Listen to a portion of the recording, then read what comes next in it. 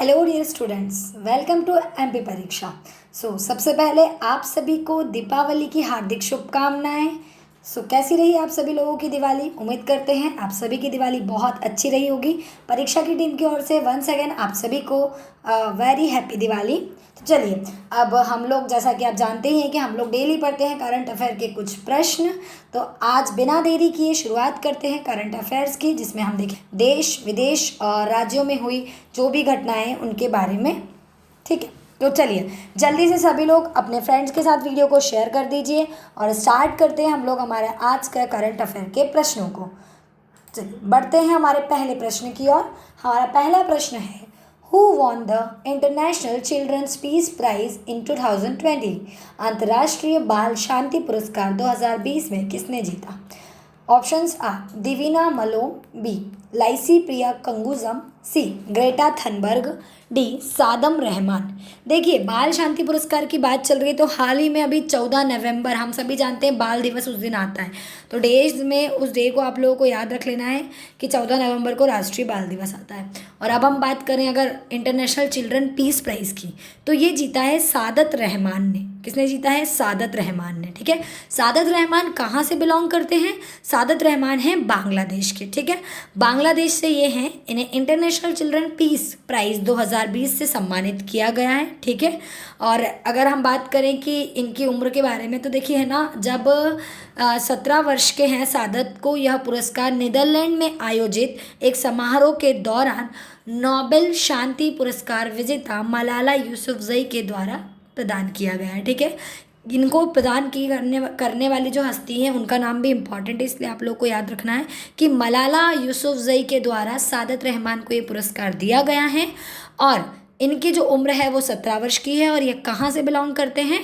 तो ये बिलोंग करते हैं बांग्लादेश से। ठीक है ना, बांग्लादेश की राजधानी सबको पता ही है ढाका, और यहाँ का जो करेंसी है वो क्या है? टका। हम बांग्लादेश के बाद आगे अगले प्रश्न की ओर बढ़ते हैं। अगला प्रश्न है, Under the Ramsar Conservation Treaty, which site is chosen as wetland site? Ramsar संरक्षण संधि के तहत किस स्थल को आर्द्र भूमि स्थल के रूप में चुना गया है? A Lonar lake, B Wular lake, C Dal lake और डी चिल्का लेक। ठीक है, तो यहाँ देखिए, जो हम अगर इसके जिन लोगों को भी आंसर पता है करंट अफेयर के, क्योंकि कुछ बच्चे हैं जिन्हें पता होता है, तो आप जल्दी से कमेंट बॉक्स में कमेंट करके हमें इसका सही उत्तर बताएंगे, और जिन्हें नहीं पता है उनके लिए हम बात करते हैं। ठीक है, तो देखिए रामसर जो साइट है उसके लिए लोनार झील को चुना गया है। लोनार झील सबको पता है कहाँ पर है, बहुत कॉमन क्वेश्चन है। तो महाराष्ट्र के बुलढाना जिले में लोनार झील है। ठीक है, लोनार झील को चुना गया है किसके लिए? रामसर साइट के लिए। ठीक है, और अगर लोनार झील की बात करें तो बेसॉल्ट बेडरोल पर उल्का पिंड के प्रभाव से लोनार झील का निर्माण हुआ था। ठीक है, चलिए, और लोनार झील के आसपास का जो एरिया है उसे वन्य जीव अभ्यारण्य घोषित किया जा चुका है 2000 में। इसके बाद बढ़ते हैं हम अगले प्रश्न की ओर। चलिए देखते हैं अगला प्रश्न। अगला प्रश्न है, the world's first tram library for children was launched in which state? बहुत ही अच्छा क्वेश्चन है और बहुत ही इंपॉर्टेंट क्वेश्चन है। बच्चों के लिए दुनिया का पहला ट्रॉम पुस्तकालय किस राज्य में शुरू किया गया है? इसके विकल्प हैं, ए उत्तर प्रदेश, बी बिहार, सी केरला, डी वेस्ट बंगाल। तो देखिए, पश्चिम बंगाल में हाल ही में बच्चों के लिए पहली ट्रॉम लाइब्रेरी की घोषणा की है। ठीक है, और ये घोषणा कब हुई है? बाल दिवस के अवसर पर। ठीक है, बाल दिवस के अवसर पर बच्चों के लिए यहाँ पर टॉम लाइब्रेरी का शुरुआत की गई है, शुभारंभ उसका किया गया है। ठीक है, चलिए आगे देखते हैं। अगला प्रश्न है, in which state the statue of peace has been unveiled by prime minister Narendra Modi? प्रधानमंत्री नरेंद्र मोदी ने किस राज्य में शांति की प्रतिमा स्टैचू ऑफ पीस का अनावरण किया है? ए राजस्थान, बी गुजरात, सी उत्तर प्रदेश और डी बिहार। देखते हैं इसका उत्तर। तो इसका जो सही उत्तर होगा वो होगा राजस्थान। राजस्थान करंट अफेयर की दृष्टि से अगर हम बात करें तो राजस्थान एक बहुत इंपॉर्टेंट स्टेट बन चुका है। राजस्थान से रिलेटेड बहुत सारे करंट अफेयर के क्वेश्चंस आ रहे हैं तो राजस्थान के बारे में थोड़ा अच्छे से स्टडी आप लोग कर लीजिएगा, क्योंकि आपके आने वाले एग्जाम में ये बहुत ज़्यादा इम्पॉर्टेंट होगा। ठीक है, स्टैचू ऑफ पीस की जो उद्घाटन किया गया है वो कहाँ किया गया है? राजस्थान में। अगला प्रश्न देखते हैं, निम्नलिखित में से किसने तुर्की ग्रैंड प्रीमियम 2020 का खिताब जीता है? Who among the following won the Turkish Grand Prix 2020? A. Sebastian Vettel, B. Michael Schumacher, C. Michael Vettel और D. Lewis Hamilton. जिन भी लोगों को इसके आंसर पता है जल्दी से हमें कमेंट बॉक्स में आंसर बताएंगे, और जिन्हें नहीं पता है तो आइए हम लोग डिस्कस करते हैं इसके उत्तर के बारे में। देखिए, लुइस हैमिल्टन, ठीक है ना, लुइस हैमिल्टन ने अभी हाल ही में F1 तुर्की ग्रैंड प्रिक्स 2020, ठीक है, इसमें जीत हासिल की है, और दूसरा स्थान इसी में रहा है सर्जियो पेरेज का। ठीक है, ये आपको याद रखना है कि किसने जीता है, तो याद रख लीजिएगा कि लुइस हैमिल्टन ने ये खिताब जीता है। आगे देखते हैं, अगला प्रश्न है, who represented India at the 15th East Asia summit? 15वें पूर्वी एशिया शिखर सम्मेलन में भारत का प्रतिनिधित्व किसने किया? ऑप्शन ए है अमित अनिल चंद्र शाह, डॉक्टर एस जयशंकर, राजनाथ सिंह और नरेंद्र दामोदर दास मोदी, यानी कि प्राइम मिनिस्टर मोदी। तो देखिए, एस जयशंकर ने 15वीं पूर्वी एशिया शिखर सम्मेलन, ठीक है, इस समिट का जो प्रतिनिधित्व किया है वो हमारे विदेश मंत्री, कौन है? हमारे विदेश मंत्री डॉक्टर एस जयशंकर ने किया है। ठीक है, और इस सम्मेलन की अध्यक्षता किसने की है? तो अध्यक्षता की है वियतनाम के प्रधानमंत्री मंत्री गुयेन जुआन फुक। ठीक है, गुयेन जुआन फुक ने इसकी अध्यक्षता की है। ठीक है, और वियतनाम की अगर मैं बात करूँ तो जो आसियान जो होता है, हमारी समिट होती है, उसका अध्यक्ष है अभी वियतनाम। ठीक है, और इस वर्चुअल समिट में 18 EAS देशों ने हिस्सा लिया है। चलिए आगे देखते हैं, what is the theme of the world kindness day?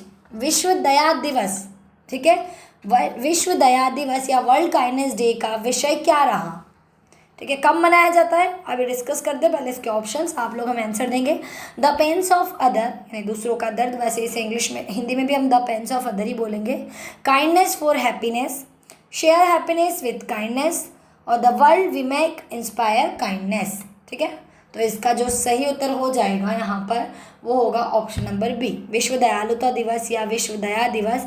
इसका जो है the world we make inspire kindness. ठीक है, इसका सही उत्तर हो जाएगा the world we make inspire kindness, ये इसका विषय रहा था।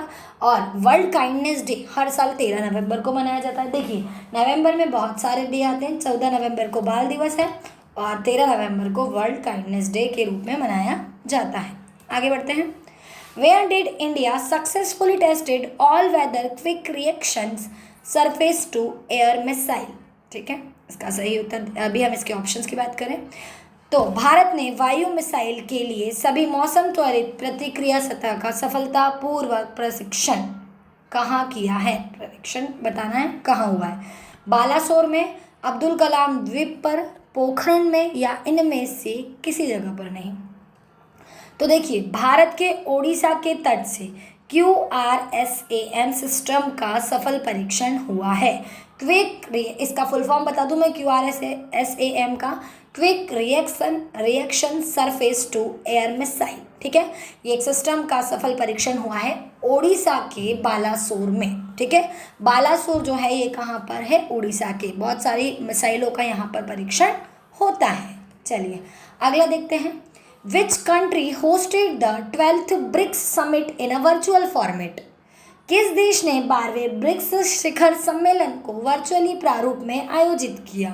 ए दक्षिण अफ्रीका, बी चाइना, सी भारत और डी रूस। ठीक है, ये ब्रिक्स एशियान जितने भी सम्मेलन की बात हो रही है इन सभी को आपको याद रखना है, क्योंकि ये करंट अफेयर की दृष्टि से बहुत इंपॉर्टेंट है, और आप डेली करंट अफेयर पढ़िए, क्योंकि आने वाले जितने भी एग्जाम है उसकी दृष्टि से ये बहुत हेल्पफुल होने वाला है आपके लिए। इसका सही उत्तर हो जाएगा, देखिए डॉक्टर हर्षवर्धन ने 8वीं ब्रिक्स समिट में मंत्री स्तरीय बैठक में हिस्सा लिया। देखिए ब्रिक्स की अगर मैं बात करूं तो ब्राज़ील, रूस, भारत, चीन और दक्षिण अफ्रीका यानी ब्रिक्स के समूह के विज्ञान, प्रौद्योगिकी और नवाचार मंत्री स्तरीय की 8वीं बैठक वर्चुअल माध्यम से सदस्य देशों के बीच विज्ञान एवं प्रौद्योगिकी के सहयोग पर आयोजित की गई थी। ठीक है, और इस सम्मेलन की जो अध्यक्षता की है वो किसने की? रशिया, रूस ने 12वें ब्रिक्स शिखर सम्मेलन की अध्यक्षता की है। अगला प्रश्न की ओर बढ़ते हैं, देखते हैं। Who has been recognized as the world youngest author by the International Book of Records? बहुत ही अच्छा क्वेश्चन है। इंटरनेशनल बुक ऑफ रिकॉर्ड्स द्वारा दुनिया के सबसे कम उम्र के लेखक के रूप में किसे चुना गया है? Greta Thunberg, B Anupriya Gupta, C वर्ना एडेरमा, डी अभिजीत गुप्ता। ठीक है, तो इसका जो सही उत्तर होगा वो हो जाएगा, अभी हाल ही में बताया गया है कि 7 साल अभिजीता गुप्ता, जिनकी उम्र है 7 साल, इन्होंने वर्ल्ड रिकॉर्ड अपने नाम भी किया है। देश और दुनिया की सबसे छोटी राइटर ये बनी है। ठीक है, अभिजीता गुप्ता इनका नाम है। इन्होंने एशिया बुक ऑफ रिकॉर्ड में उन्हें ग्रैंड मास्टर इन राइटिंग का टाइटल दिया गया है। ठीक है, सबसे कम उम्र में कविताएं लिखने, पुस्तक लिखने वाली ये लेखक हैं। ठीक है, और इनकी जो किताब है उसका नाम है हैप्पीनेस ऑल अराउंड, में शॉर्ट स्टोरीज, पोएट्री आदि का कलेक्शन इसमें है। ठीक है, और ये जो मतलब इन्होंने जो बुक लिखी है, बहुत सारी कविताएं भी लिखी हैं, बुक्स हैं। तो देखिए इनकी जो कविताएं हैं, Mother Earth, study is my best buddy, let's try, let's fly आदि जैसी पोएट्री इन्होंने लिखी है। ठीक है, तो ये तो हुए हमारे आज के 10 प्रश्न, जिसमें हमने जाना कि आज दिन भर में जितनी भी घटनाएं हुई हैं प्रीवियस डे के करंट अफेयर के बारे में। इसी तरह के करंट अफेयर और भी हम आगे पढ़ेंगे। नोटिफिकेशन जल्दी से जल्दी प्राप्त करने के लिए आज ही परीक्षा के ऑफिशियल चैनल को सब्सक्राइब कीजिए। अगर आपको वीडियो पसंद आया है तो वीडियो को लाइक कीजिए और अपने दोस्तों से शेयर कीजिए। तब तक के लिए आप सभी अच्छे से अपनी एग्ज़ाम की प्रिपरेशन करते रहिए। All the very best. दोस्तों ऐसी और वीडियोस के लिए अभी सब्सक्राइब कीजिए एमपी परीक्षा चैनल को और बेल आइकन दबाना ना भूलें। और अगर आप किसी भी एग्ज़ाम की तैयारी कर रहे हैं तो अभी डाउनलोड करें परीक्षा ऐप।